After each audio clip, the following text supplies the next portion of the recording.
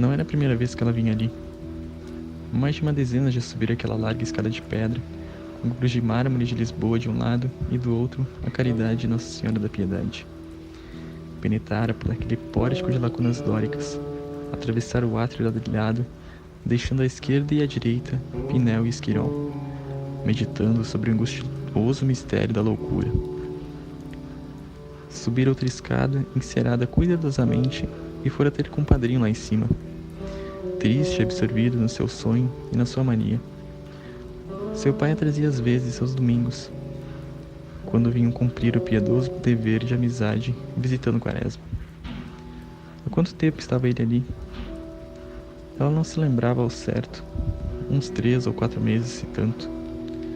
Só o nome da casa metia medo, o hospício. É assim como uma sepultura em vida, um semi-enterramento, enterramento do espírito, da razão condutora, de cuja ausência os corpos raramente se ressentem. Com que terror, uma espécie de pavor de coisa sobrenatural, espanto de inimigo invisível e onipresente. Não via a gente pobre referir-se ao estabelecimento da Praia das Saudades. Antes, uma boa morte, diziam. No primeiro aspecto, não se compreendia bem esse pasmo, esse espanto, esse terror do povo por aquela casa imensa, severa e grave. Meio hospital, meio prisão, com seu alto gradil, suas janelas gradeadas a se estender por uns centros de metros. E em face a mar imenso e verde, lá na entrada da Bahia, na Praia das Saudades, entravam-se, viam-se uns homens calmos, pensativos, meditabundos, como monges em recolhimento e prece. De resto, com aquela entrada silenciosa, clara e respeitável, perdia-se logo a ideia popular da loucura, o escarcéu, os trejeitos, as fúrias, o entrechoque de tolices ditas aqui e ali. Não havia nada disso. Era uma calma, um silêncio, uma ordem perfeitamente naturais. No fim, porém, quando se examinavam bem na sala das visitas, aquelas faces transtornadas, aqueles ares apavarelhados, alguns idiotas e sem expressão, outros como alheados e mergulhados em um sonho íntimo sem fim, e via-se também a excitação de uns, mais viva em face à atonia de outros. É que se sentia bem o horror da loucura, o angustioso mistério que ela encerra, feito não sei de que inexplicável fuga do espírito daquilo que se supõe o real. Parecia apossar e viver das aparências das coisas ou de outras aparências das mesmas. Quem uma vez esteve diante deste enigma indecifrável da nossa própria natureza, fica amedrontado, sentindo que o germe daquilo está depositado em nós, que por qualquer coisa ele nos invade, nos toma, nos esmaga, e nos sepulta numa desesperadora compreensão inversa e absurda de nós mesmos, dos outros e do mundo. Cada louco traz em si o seu mundo, e para ele não há mais semelhantes. O que foi antes da loucura é outro, muito outro, do que ele vem a ser após. E essa mudança não começa, não se sente quando começa, e quase nunca acaba. Com seu padrinho como fora, a princípio, aquele requerimento. Mas que era aquilo? Um capricho? Uma fantasia? Coisa sem importância? Uma ideia de velho sem consequência? Depois, aquele ofício? Não tinha importância. Uma simples distração. Coisa que acontece a cada passo. E enfim, a loucura declarada. A torva e irônica loucura que nos tira nossa alma e põe uma outra que nos rebaixa. Enfim, a loucura declarada, a exaltação do eu, a mania de não sair, de se dizer perseguido, de imaginar como inimigos os amigos, os melhores. Como fora doloroso aquilo.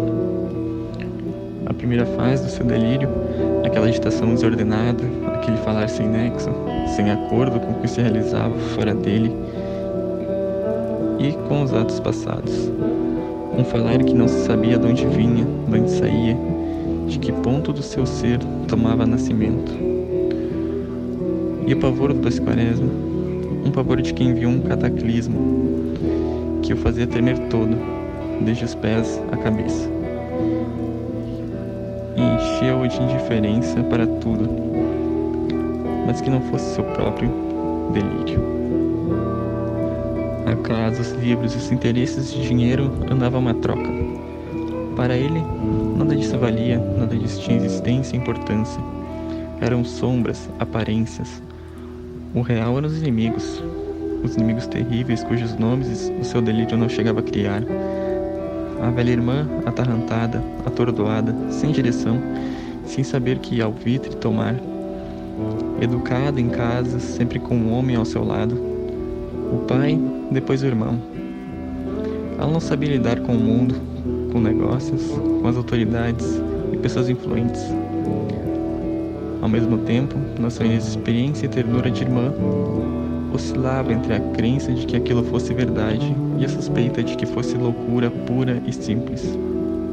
Se não fosse seu pai, e Olga amava mais por isso o seu pude pai, que se interessava, chamando a si os interesses da família e evitando a demissão de que estava ameaçado, transformando-a em aposentadoria que seria dele. Como é fácil na vida tudo ruir. Aquele homem pautado, regrado e honesto, com um emprego seguro, tinha uma aparência inabalável. Entretanto, bastou um grãozinho de sandice. Estavam uns meses no hospício, o seu padrinho. Minha irmã não podia avistar. Era tal seu abalo de nervos, era tal a emoção ao vê-lo ali naquela meia prisão, decaído dele mesmo, que um ataque se seguia e não podia ser evitado. Vinham ela e o pai. Às vezes o pai só, algumas vezes Ricardo, e eram só os três a visitá-lo. Aquele domingo estava particularmente lindo, principalmente em Botafogo, nas proximidades do mar e das montanhas altas que se recortavam num céu de seda.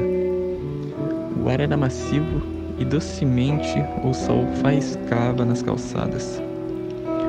O pai vinha lendo os jornais e ela pensando, de quando em quando, folheando as revistas ilustradas que trazia para alegrar o distraído, o padrinho. Ela estava como pensionista, mas embora assim no começo, ela teve um certo pudor em se misturar com os visitantes. Parecia-lhe que a sua fortuna a punha acima de presenciar misérias. Recalcou, porém, dentro de si esse pensamento egoísta, o seu orgulho de classe, e agora entrava naturalmente, pondo em mais destaque a sua elegância natural. Amava esses sacrifícios, essas abnegações, tinha o sentimento da grandeza deles, e ficou contente consigo mesma. No bonde, vinham outros visitantes, e todos não tardavam em saltar no portão do manicômio. Como em todas as portas dos nossos infernos sociais, havia de toda gente, de várias condições, nascimentos e fortunas. Não é só a morte que nivela. A loucura, o crime e a moléstia passam também a sua rasoura pelas distinções que inventamos. Os bem vestidos e os mal vestidos, os elegantes e os pobres, os feios e os bonitos, os inteligentes e os nécios. Entravam com respeito, com concentração, com uma ponta de pavor nos olhos, como se penetrassem no outro mundo. Chegavam aos parentes e os embrulhos se desfaziam. Eram guloseimas, fumo, meias, chinelas, às vezes livros e jornais. Dos doentes, uns conversavam com os parentes, outros mantinham-se calados num mutismo feroz e inexplicável. Outros indiferentes, e era tal a variedade de aspectos dessa recepção que se chegava a esquecer o império da doença sobre todos aqueles infelizes. Tanto ela variava neste ou naquele, para se pensar em caprichos pessoais, em ditames das vontades livres de cada um. E ela pensava como nossa vida é variada e diversa, como ela é mais rica de aspectos tristes de que alegres, e como na variedade da vida a tristeza pode mais variar que a alegria, e como que dá o próprio movimento da vida. Verificando isso, quase teve satisfação, pois a sua natureza inteligente e curiosa se comprazia nas mais simples descobertas que seu espírito fazia. Quaresma estava melhor. a exaltação passara e o delírio parecia querer desaparecer completamente. Chocando-se com aquele meio, houve logo nele uma reação salutar e necessária. Estava doido, pois se o punham ali,